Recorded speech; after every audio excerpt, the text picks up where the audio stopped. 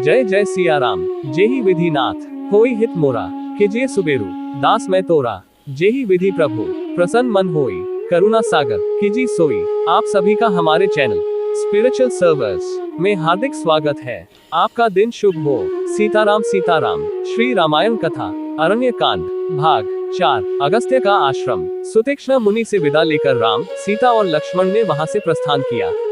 मार्ग में उन्होंने नीवार, जलकदम, कटहल, साखू, अशोक, तिनिश, चिरविल, महुआ, बेल, तेंदु तथा अन्य अनेक जंगली वृक्ष देखे। विचित्र वनों, मेघमाला सदृश पर्वमालाओं, सरिताओं तथा सरोवरों के नयनाभिराम दृश्यों को निरखते हुए तथा 2 दिन महर्षि अगस्त्य के भाई के आश्रम में विश्राम करने के पश्चात वे अगस्त्य मुनि के आश्रम के निकट जा पहुंचे। उस वन का वातावरण अत्यंत मनोहर था। सुंदर विशाल वृक्ष खिली हुई लताओं से शोभायमान हो रहे थे। हाथियों द्वारा तोड़े जाकर अनेक वृक्ष पृथ्वी पर पड़े थे। वानवृंद वृक्षों की ऊंची ऊंची शाखाओं पर अटखेलियां कर रहे थे। पक्षियों का मधुर कलरव चहुं ओर सुनाई दे रहा था। हिंसक पशु भी हिरण आदि के साथ वैरभाव को छोड़कर कलोल कर रहे थे। उन्हें देखकर राम लक्ष्मण से बोले, हे लक्ष्मण, महर्षि अगस्त्य के आश्रम के अद्भुत प्रभाव से जन्मजात शत्रु भी एक दूसरे की हत्या करना भूलकर परस्पर स्नेह का बर्ताव कर रहे हैं। यह महर्षि के तपोबल का ही प्रभाव है। यहाँ आकर राक्षस भी उपद्रव करना भूल जाते हैं। मैंने सुना है कि महर्षि अगस्त्य से प्रभावित होकर अनेक राक्षसों ने अपनी तामसी वृत्ति को त्याग दिया है और महर्षि के अनन्य भक्त बन गए हैं। इस युग के ऋषि मुनियों में महामुनि अगस्त्य का स्थान सर्वोपरि है। उनकी कृपा से यहाँ के देवता, राक्षस, यक्ष, गंधर्व, नाग, किन्नर आदि सब मानवीय धर्मों का पालन करते हुए अत्यंत प्रेम पूर्वक अपना जीवन यापन करते हैं।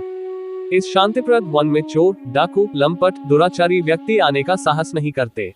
ऐसे महात्मा महर्षि के दर्शन का सौभाग्य आज हमें प्राप्त होगा। तुम आश्रम में जाकर मेरे आने की सूचना दो। राम की आज्ञा पाकर लक्ष्मण आश्रम के भीतर गए और महर्षि के एक शिष्य से बोले, हे सौम्य, कृपा करके तुम महर्षि अगस्त्य को सादर सूचित करो कि अयोध्या के तेजस्वी सम्राट दशरथ के ज्येष्ठ पुत्र श्री रामचंद्र जी अपनी पत्नी जनकनंदिनी सीता के साथ उनके दर्शन के लिए पधारे हैं। वे आश्रम में प्रवेश की अनुमति की प्रतीक्षा कर रहे हैं। शिष्य से लक्ष्मण का संदेश सुनकर अगस्त्य मुनि बोले, तुमने यह अत्यंत आनंददायक समाचार सुनाया है। राम की प्रतीक्षा करते हुए मेरे नेत्र थक गए थे। तू जल्दी से जाकर राम को सीता और लक्ष्मण के साथ मेरे पास ले आ। शिष्य राम, सीता और लक्ष्मण को लेकर मुनि के पास पहुंचा, जो पहले से ही उनके स्वागत के लिए कुटिया के बाहर आ चुके थे। तेजस्वी मुनि को स्वयं स्वागत के लिए बाहर आया देख राम ने श्रद्धा से सिर झुकाकर उन्हें प्रणाम किया। सीता और लक्ष्मण ने भी उनका अनुसरण किया। अगस्त्य मुनि ने प्रेम पूर्वक उन सबको बैठने के लिए आसन दिए। कुशलक्षेम पूछने तथा फल फूलों से उनका सत्कार करने के पश्चात वे बोले, हे राम, मैंने 10 वर्ष पूर्व तुम्हारे दंडक वन में प्रवेश करने का समाचार सुना था। उसी समय से मैं तुम्हारी प्रतीक्षा कर रहा हूँ।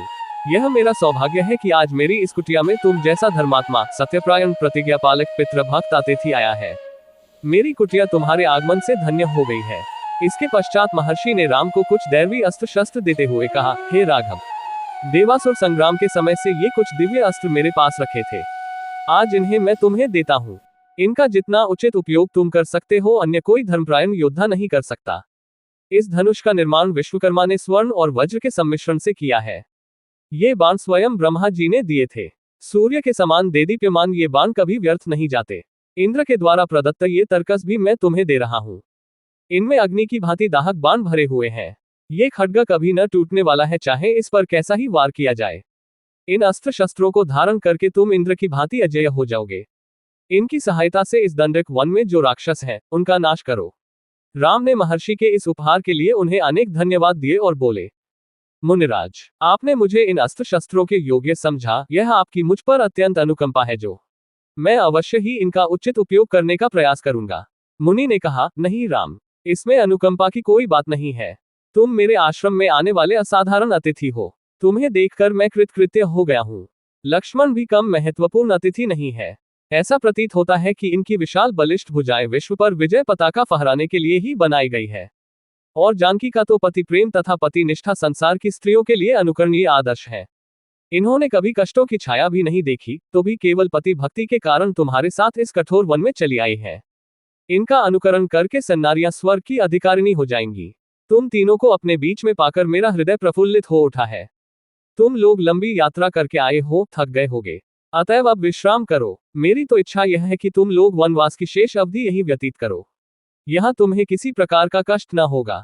ऋषि के स्नेहयुक्त वचन सुनकर राम ने हाथ जोड़कर उत्तर दिया, हे मुनिराज, जिनके दर्शन बड़े बड़े राजा महाराजाओं तथा दीर्घकाल तक तपस्या करने वाले ऋषि मुनियों को भी दुर्लभ हैं, उनके दर्शन का सौभाग्य मुझे आज प्राप्त हुआ है। भला इस संसार में मुझसे बढ़कर भाग्यशाली कौन होगा। आपकी इस महान कृपा और अतिथि सत्कार के लिए मैं सीता और लक्ष्मण सहित आपका अत्यंत कृतज्ञ हूँ। आपकी आज्ञा का पालन करते हुए हम लोग आज की रात्रि अवश्य यही विश्राम करेंगे, किंतु वनवास की शेष अवधि आपके मनोरम आश्रम में हृदय से चाहते हुए भी बिताना संभव नहीं होगा। मैं आपकी तपस्या में किसी भी प्रकार की बाधा उपस्थित नहीं करना चाहता, परंतु आपकी सत्संगति के लाभ से भी वंचित नहीं होना चाहता। इसलिए कृपा करके आपके इस आश्रम के निकट ही कोई ऐसा स्थान बताइए जो फलयुक्त वृक्षों, निर्मल जल तथा शांत वातावरण से युक्त सघन वन हो। वहां मैं आश्रम बनाकर निवास करूंगा। अगस्त्य मुनि ने कुछ क्षण विचार करके उत्तर दिया, हे राम, तुम्हारे यहाँ रहने से मुझे कोई असुविधा नहीं होगी।